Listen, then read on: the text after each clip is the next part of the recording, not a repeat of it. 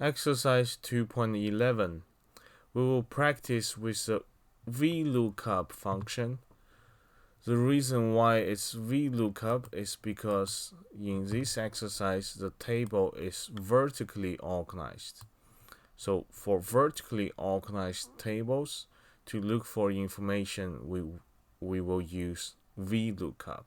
If it's a horizontally organized table, such as this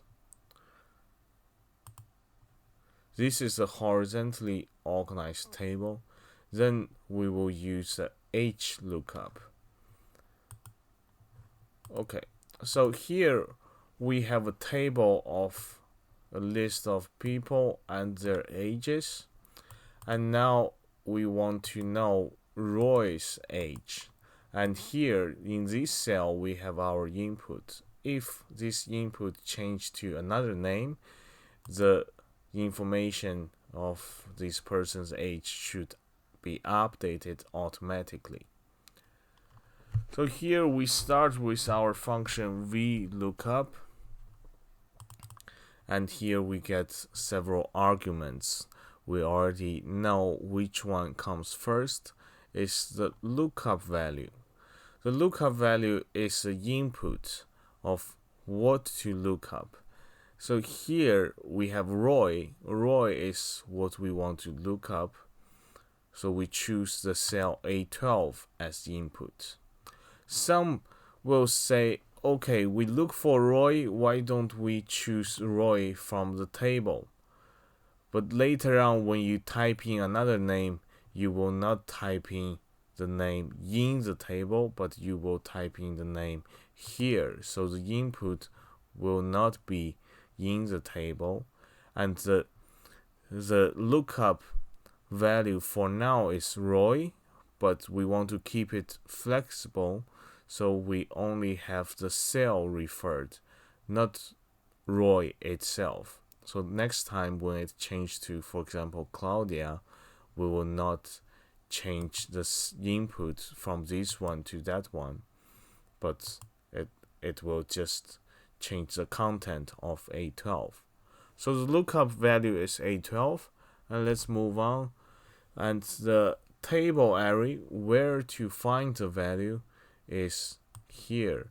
We always select the where the value where the lookup value is from, and we always end up with at least the output.